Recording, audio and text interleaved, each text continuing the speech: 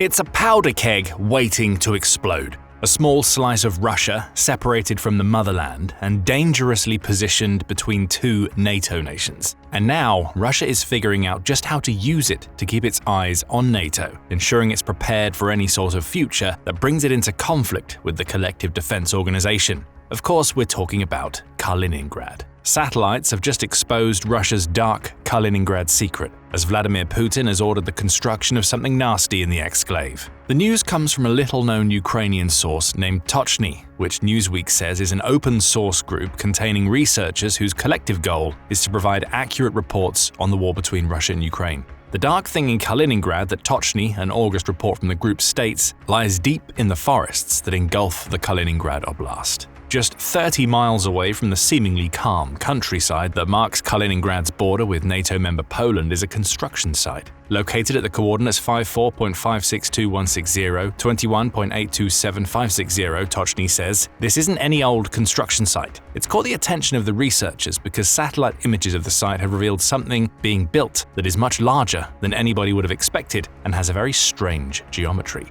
The location is also important. Both remote and in close proximity to the border of a nation that Putin would likely consider an enemy and a future target for Russia, that location has been carefully chosen for what Russia is building, an antenna array. One so massive and obviously military-grade that Russia will be able to use it to intercept NATO communications in the Baltic region and around Poland. But we're getting ahead of ourselves. Tochny's research into this interesting site dates back further than you might imagine, with its August report stating that Russia's new construction project first popped up on the Collective Open Source Intelligence or OSINT radar back in 2023. At the time, the discovery didn't pick up much traction in the global media. We knew that something was being built, but that was about it. But even back then, something strange was clearly going on. Concentric circles were being dug in the ground, almost akin to crop circles that UFO enthusiasts get so excited about. However, these circles were very accurately built and were cropping up alongside what appeared to be access routes between them. All led to a central channel, but there was something different about this site. While still under construction, this site, unlike typical infrastructure developments or radar installations, has no visible dispersed foundation works that anticipate the building of other solid structures within the perimeter, such as large antenna dishes or structures to protect radars, except for the center, where the area has been leveled, Tochny says. These strange construction patterns reveal that whatever Russia is building is no standard military base. No hard storage facilities are being built or barracks cropping up. No airfields or hangars, just concentric circles and what appears to be a single area in the center, demonstrating the sort of dispersed foundation work you would expect to see for the building of a solid structure. That main feature, combined with what seems like equally spaced locations for poles and the limited number of radial roads connecting to the center mass, all point to a radar array. Specifically a circularly disposed antenna array or CDAA. CDAAs have several uses, many of which are what you would expect in a military context. They allow operators to triangulate radio signals, which is exceptionally useful for radio-based navigation, search and rescue missions, both military and civilian, and if a government has a mind for this sort of thing, the enforcement of broadcasting rules to ensure stations aren't being pirated and people aren't listening to things they aren't supposed to hear.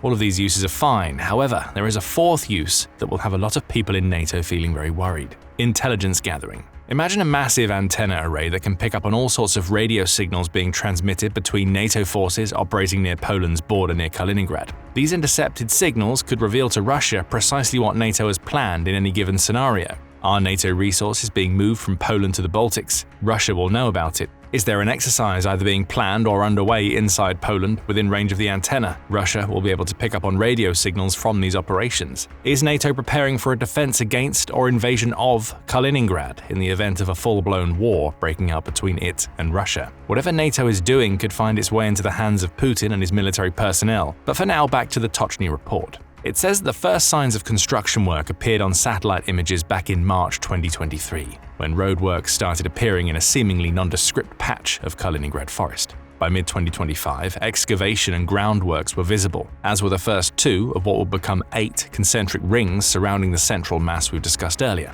Russia was working fast, but it had also started early enough to show us that it clearly had spying on NATO's forces in and around Poland on its mind for a while. By July 2024, Tochny says, the site appeared to be pretty close to its final CDAA form, with perimeter walls having been completed and many secondary road links linking the circles finished. Fast forward another year and a few small buildings had appeared, with the antenna array's concentric circles now being clearly visible to the Sentinel-2 satellite that was providing much of this intel to Tochny and the OSINT community. The world may have collectively ignored what has happened in this remote patch of forest back in 2023.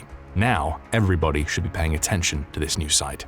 Why? We'll get to the multiple answers to that question in a moment. First, it's important to point out that the antenna array being built in a border-adjacent forest in Kaliningrad is far from an isolated example of Russian military infrastructure in the exclave. Kaliningrad has always been something of a military stronghold for Russia, having hosted missiles and troops for decades, but the last few weeks and months have seen more than just an antenna array being built. Go back to June 16th, and the Kyiv Independent reported that Russia also seemed to be embarking on a program of expanding 5 Russian nuclear sites, all of which were close to Western European countries that could become targets in an eventual war. Of the 5 upgrades, perhaps the most notable was the one taking place in Kaliningrad. The Kyiv Independent says that satellite photos appeared to show Russia completely revamping a suspected nuclear weapons storage site, adding triple-layered fencing, advanced communications equipment, and new buildings to the site.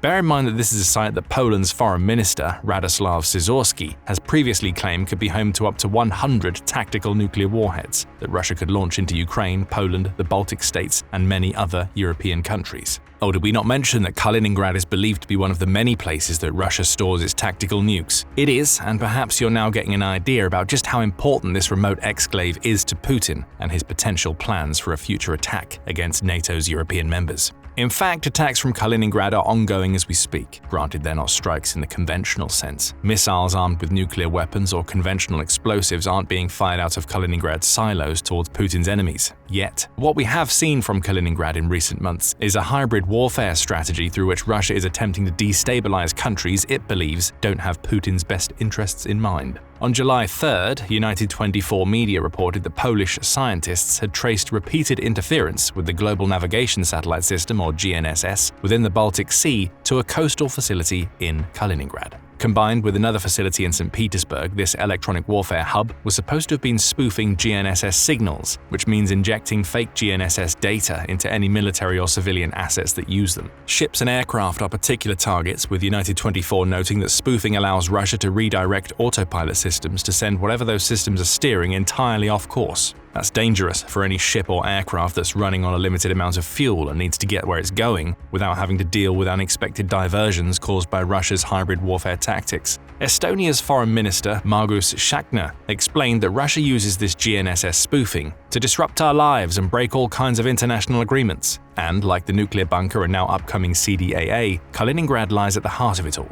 A little piece of Russia, hundreds of miles away from the mainland, that Putin is able to use to present a constant threat to European nations that would otherwise be separated from Russia. And that brings us back to a question we posed earlier in the video.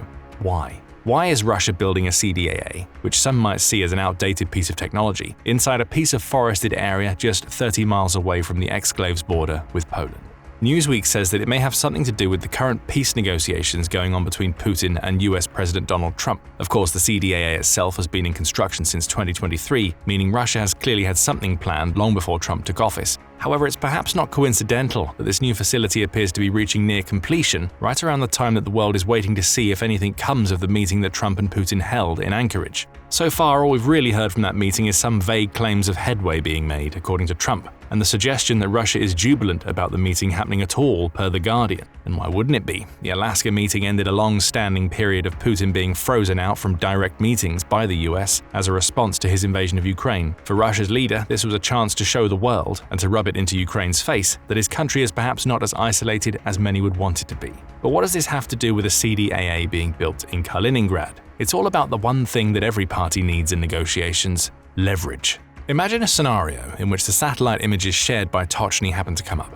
That's not implausible. The OSINT group published its findings on August 15th, which is the very day that Putin flew to meet Trump. Russia's president could have pointed to these photos, along with all of the evidence of some very dark things happening in Kaliningrad, and used them as bargaining tools. "Look how we're preparing for NATO," Putin could have said to Trump. Perhaps if a peace that benefits Russia is achieved, Russia's new CDAA and everything else that we're doing won't have to be used after all. It wouldn't matter if Putin were telling the truth. He rarely is. What matters is the implication that the West, including both Europe and the United States, could get something out of Russia by having it shut down or otherwise not use its upcoming Kaliningrad facilities. Leverage, even something as seemingly unrelated to Ukraine as the CDAA in Kaliningrad, can be a powerful thing. And who's to say that Russia doesn't intend to use this CDAA to hurt Ukraine anyway? As far back as March 2022, Euractiv was calling Poland key as an intermediary state through which Western weapons flow from their donors into Ukraine. A new CDAA in Kaliningrad could maybe pick up on radio chatter discussing those weapons, revealing to Russia what's going to arrive in Ukraine so it can be countered on the field.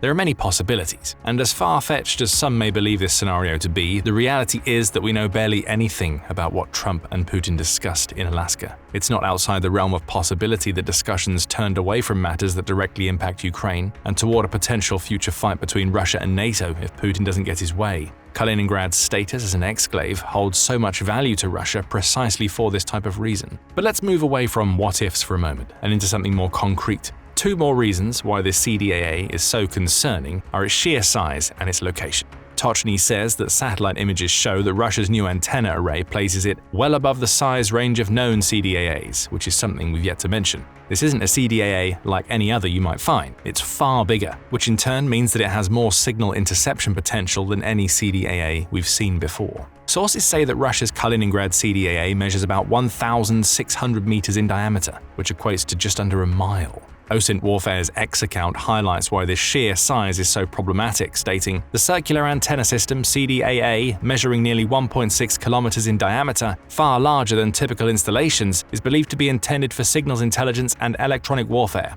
It adds, "This could be used to intercept NATO communications, monitor troop movements, and potentially maintain links with Russian submarines." Beyond the sheer size of this new CDAA, its location is also a major concern. We've previously mentioned that it's just 30 miles away from Kaliningrad's border with Poland. However, as Newsweek points out, that also means Russia's CDAA is only 70 miles away from the Baltic coast. Tochny adds to this, stating, "The placement of a CDAA-like structure in this region is strategically logical. Such an installation would enable Russia to monitor NATO's electronic communications across Eastern Europe and the Baltic region."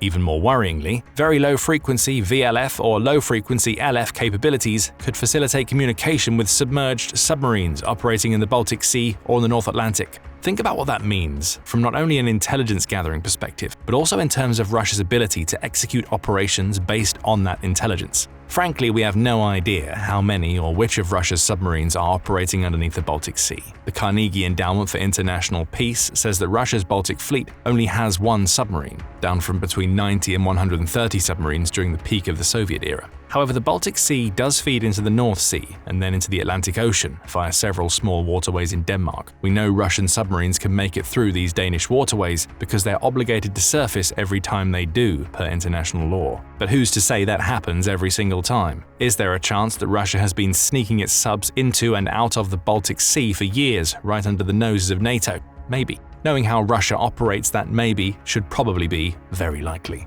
Now imagine those Russian submarines receiving radio chatter data from the Kaliningrad CDAA that allows them to position themselves to confront a potential threat. A NATO ship, perhaps, that is being used to establish the organization's superiority in the Baltic Sea during a conflict with Russia, or even just information that allows Russia's vessels to conduct spying operations in the Baltic Sea while evading potential captors. All of these are possible, though speculative scenarios, thanks to the emergence of the Kaliningrad CDAA. And even if Russia doesn't use its CDAA for these purposes, it could use them to cause major problems for militaries and civilians operating inside the Baltic Sea. We've already seen Russia using the GNSS spoofing discussed earlier to disrupt vessels near Kaliningrad. Imagine the sort of trouble it could cause if its new CDAA were intercepting messages that are supposed to stay private, giving Russia all of the information it needs about everything from NATO naval vessels to civilian tankers and cargo ships sailing through the Baltic Sea. It's a twisted form of control via a nondescript yet intimidating threat. And it's the sort of thing that Russia loves to do as part of its hybrid warfare strategy. Finally, there's Kaliningrad itself. The powder keg just waiting to explode, as we described it during the introduction to this video, is very close to gaining a new asset thanks to this CDAA construction. Kaliningrad is important to Russia for several strategic reasons, some of which we've already discussed in this video. It borders Poland and Lithuania, a Baltic state, creating an obvious threat. Its presence within the Baltic Sea is also a problem, as we've just explained, as is the possibility that the exclave is home to up to 100 nuclear weapons. However, another aspect of Kaliningrad's importance lies in its proximity to the Suwalki Gap. This 40-mile stretch of territory, which is nestled between Kaliningrad, Poland, Lithuania, and Russian ally Belarus, is considered by some to be one of Europe's most dangerous locations. Politico explains why, stating that Western military planners warn the area would likely be one of the Russian president's first targets were he ever to choose to escalate the war in Ukraine into a kinetic confrontation with NATO. Taking the Suwalki Gap early would allow Russia to maintain a land connection to Kaliningrad, so it should come as no surprise that Russia is militarizing its exclave to such an extent. In a fight with NATO, that small patch of land might be the first thing that Putin tries to secure, and he'd likely do it with strikes and troops from Kaliningrad. Russia's new CDAA would only help there, providing vital intelligence that might allow Russia to counteract any defenses Poland and Lithuania build onto the Suwalki Gap. There are doubts about how useful Kaliningrad really is, however. The Center for Naval Analyses has said in the past that Kaliningrad could be an impregnable fortress or may end up being a weak point for Russia, with the exclave becoming the Russian Alamo. We just don't know, with Russia's general secretiveness about the exclave creating a mystery that would only be solved if war between Russia and NATO breaks out. Should that war happen, there's at least one person who believes that Kaliningrad would collapse so quickly that its new CDAA and everything else Russia has built or stored in the exclave would be irrelevant. Back in July, US Army Europe and Africa Commander General Chris Donahue claimed that NATO could take Kaliningrad in a time frame that is unheard of. The implication is that NATO's combined naval and aerial strength would be enough to make Kaliningrad a non-factor. But is that really the case? Again, we will only find out if the war that nobody in NATO wants to happen ends up happening. For now, the one thing we can say for certain is that Russia is working on building what may be the world's largest CDAA in Kaliningrad. Work isn't completed yet, but Russia is getting closer to getting the CDAA online, and when it does, any enemy of Russia operating within the Baltic region will have a brand new problem to worry about. NATO also has to worry about what's happening on the other side of the Suwalki Gap, inside Belarus. If what's happening in Kaliningrad is a dark secret, Russian missiles being placed on NATO's border inside Belarus is something that Putin wants all of his enemies to know about. Find out more in our video, and remember to subscribe to The Military Show for more coverage of the latest developments in the Kaliningrad Oblast. And thank you, as always, for watching.